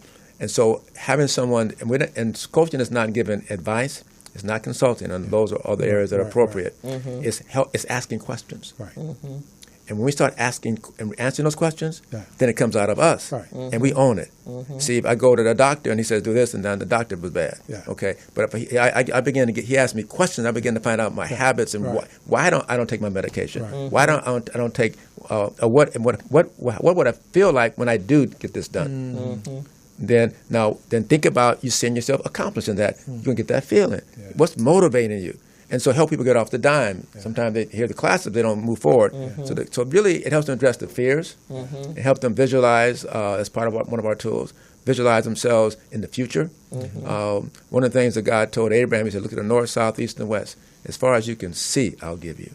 And I always tell people, how far can you see? Can you see beyond 135th Street? Can you see beyond the Pacific Ocean? And if you can't see, you're not getting there. Now, what if they can't see? What do you do to help them see?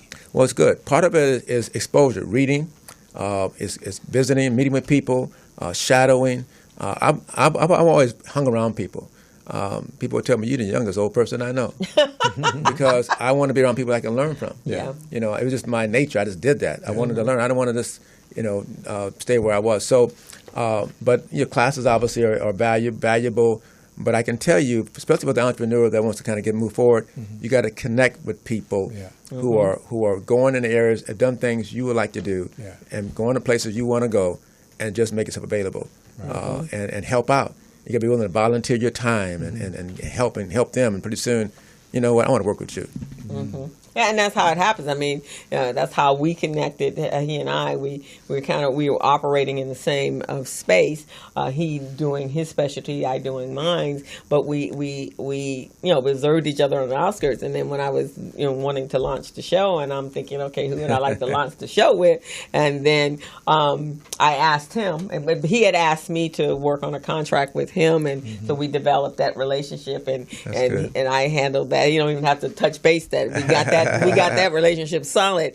And then when I was looking, and I knew that I wanted a show that would deliver messages and information and bring in spectacular people that they don't know even exist in their hemisphere, let alone their neighborhood, but in their hemisphere, period.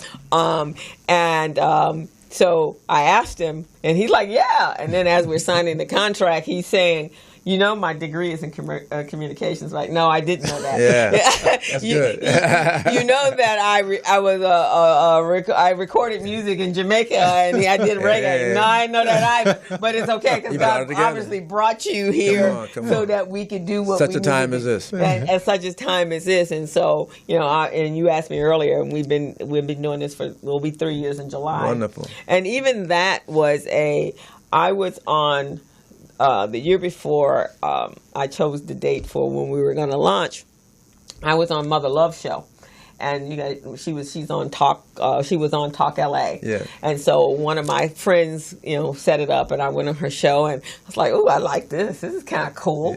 Yeah. And so when I was coming home, she said, "What'd you think?" I said, "I like this. I'd like to do this. I think this would be a valuable asset. One to keep Recycling Black Dollars in the limelight, and to brand the services and the people that I know in the community that are doing spectacular stuff." And so she says, "Well, give me a date." And I'm like, I don't know. I'm driving, and I got another event to go. Yeah. No, give me a date right now. She challenged you, and she challenged me, and I gave her a date, and she wrote it down. Evidently, I didn't even think anything else about it. And then a year later, when we're sitting here trying to decide when we were gonna launch the show. Felicia, who owns the studio, said, so give me a date. And I'm like, well, we probably need 6 weeks, because that's just how my brain, we probably need 6 weeks to do all the marketing and stuff. And it's May, the end of May. And let's give us all of June. And let's just say the first Friday in July. And so we're like, okay, that's good. Signed the contract, paid, and did all that stuff, right? So I sent out the flyer after we did everything, sent out the marketing material, and Barbara called me and she said, do you know what date you told me you wanted to do this? And I was like, I don't remember that. She goes, I wrote it down. It was July 8th. Wow. And so I manifested, I put it out there and manifested. And that's what I tell my students all the time. You manifest what you want. Yeah. But you saw it first. I saw it. I saw it. I saw it. The scene is huge. I saw it. The role modeling is huge. It may be a quick one, but all of a sudden it's dropped in your spirit. Yeah. And that's how I teach. I teach the contract that Gilbert and I have. I teach individuals, young men and women who are on county services, how to become bookkeepers. And so I teach an accounting piece, and then I teach them the tool, which is QuickBooks. And in that 12-week program, it's not just that. I'm teaching them about financial literacy. I'm teaching them to be what type of employee you need to be. Not just be an employee. Think about the bigger picture. This is a sideline gig if you want it. Right. And then I think about what your children are going to do. And by the end, these people who may have been on social services all their lives, at the end, they are like, I'm more than a mom. I can do whatever. And we're really proud of the fact that we have like a 95% higher rate. They get jobs like before they're even out of the class. So not only does she help to educate them, but she also coaches them. Which is amazing. So she helps them to realize certain potentials that they had that they didn't even realize they had, which is amazing.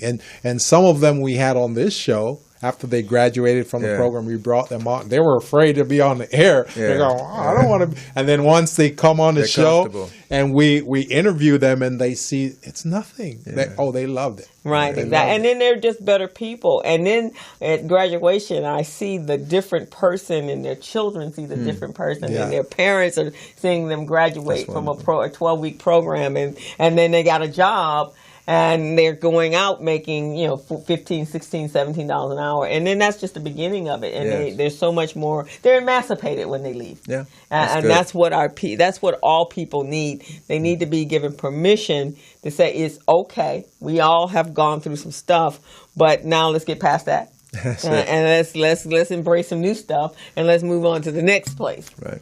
That's good. So tell us a little bit about that book also. Is that does that work with this training manual? It works with that training manual, but it's also separate. It's a book I wrote called Fruitfulness, 7 Secrets to Getting More Out of Life. Oh, wow. Okay. It talks about some of the laws in life and biblical laws in particular. Mm-hmm. But one of them is about when God told Adam, be fruitful and multiply. Mm. And it goes back to the idea of collaboration. See, I can be fruitful by myself. Yeah. And I can work 24 hours a day and not get no sleep and wear myself out. Right. And trying to get to this vision God gave me. Mm-hmm. It's in my heart. But to get where that is, 9 times out of 10, I gotta multiply. I gotta work through somebody else. I gotta build a team. Mm-hmm. Okay. You know what's amazing about that statement? Everybody interprets it differently. Mm. And I like your interpretation of it because when I was growing up, I only heard of one interpretation.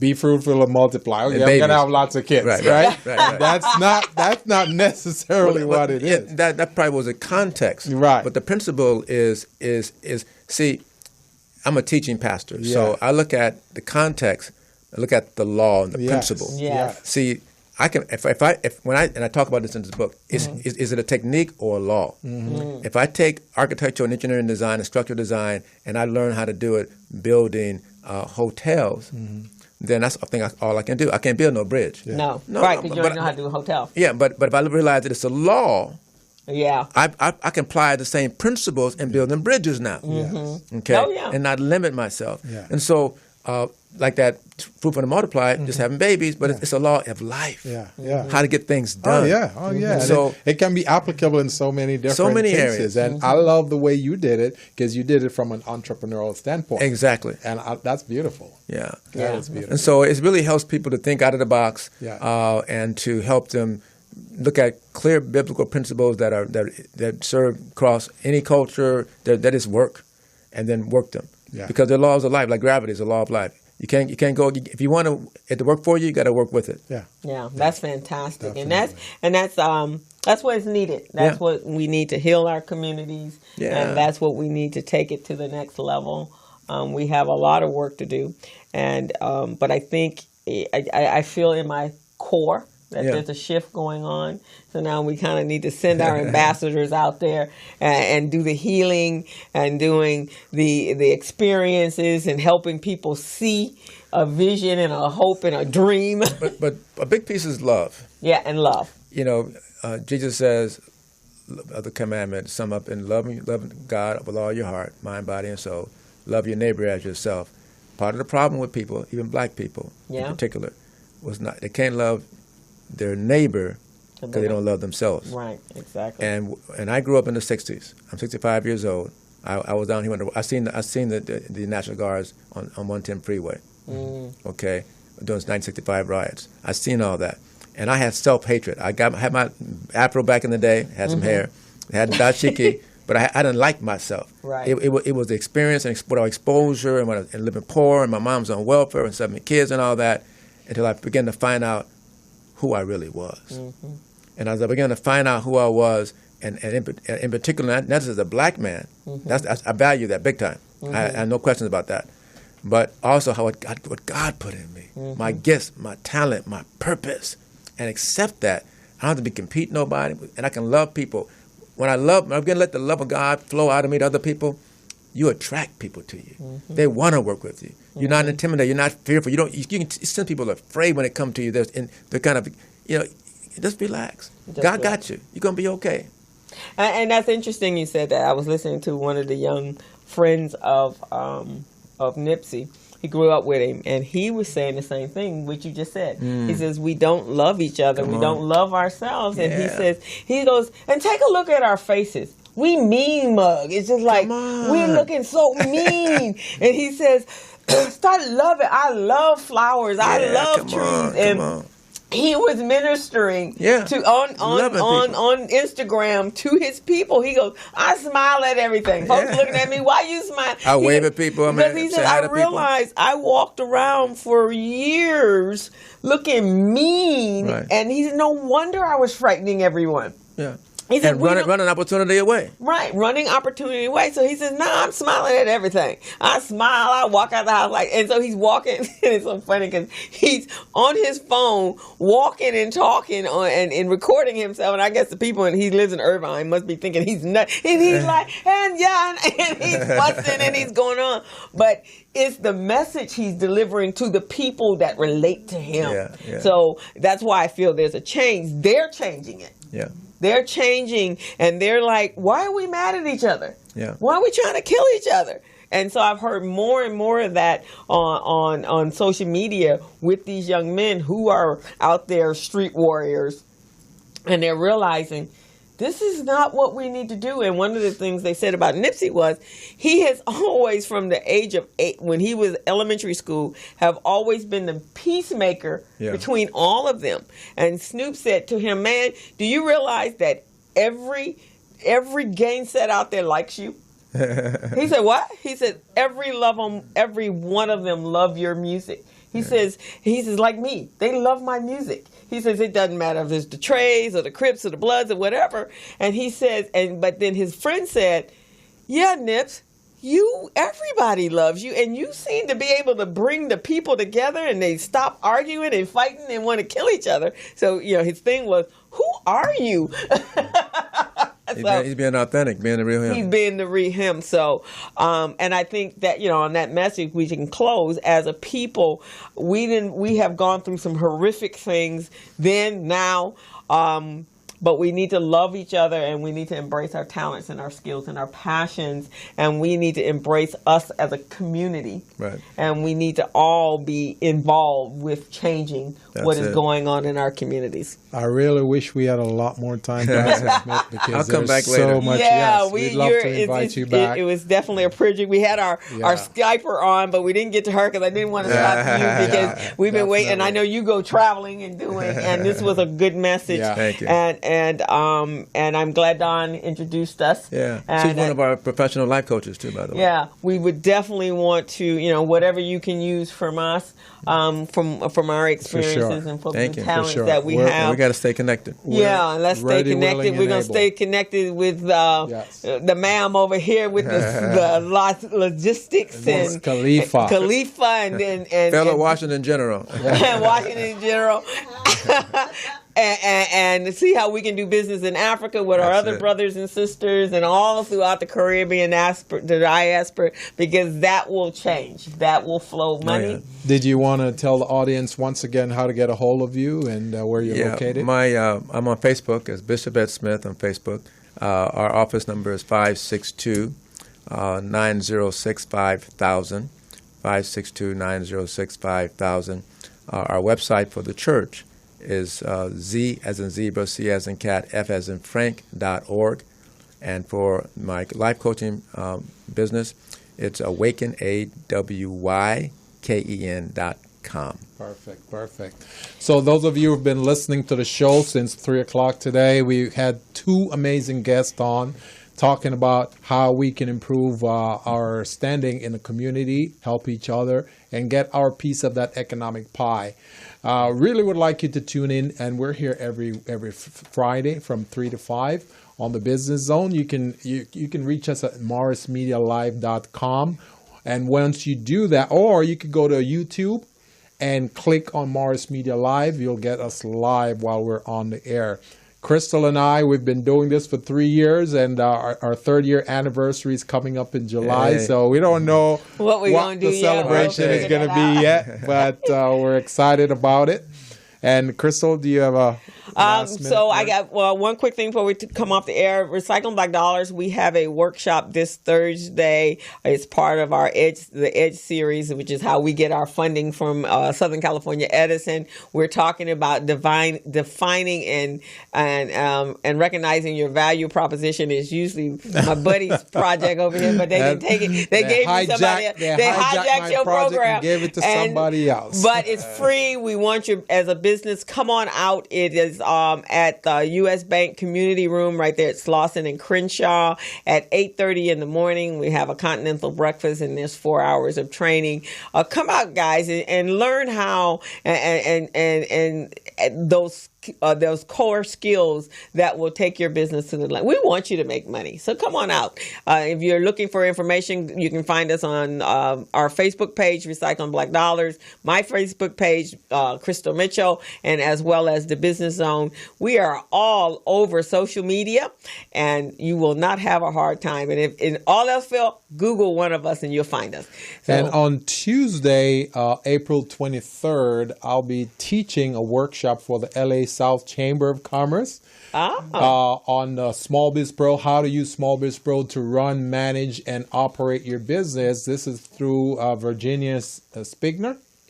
So we're very excited about it. We really would like all of you to come out. The workshop is free. So, I mean, you don't get the type of knowledge that I teach for free anymore, and we're doing it for free this time. So come on down, learn how to better manage your business, what documents are needed to run your business, and how you can obtain contract for the city, county, and state.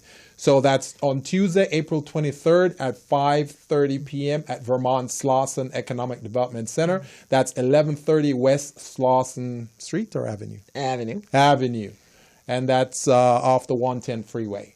And that's what we've got for today. That's it. So we'll see you guys next Friday at 3 o'clock, live at morrismedialive.com, and also live on the Business Zone's Facebook page and my Facebook page. Eventually, we're going to get your Facebook page. Real soon. And so we'll see you guys. Have a wonderful Easter. Happy Good Friday and happy Easter. Be safe. And we're out. We're out. Peace out. As a small biz pro, I saw we roll, using procurement, program, and control. As a small biz pro, I saw we grow, using procurement, program, and control. I'm a businessman, yes, I'm an entrepreneur.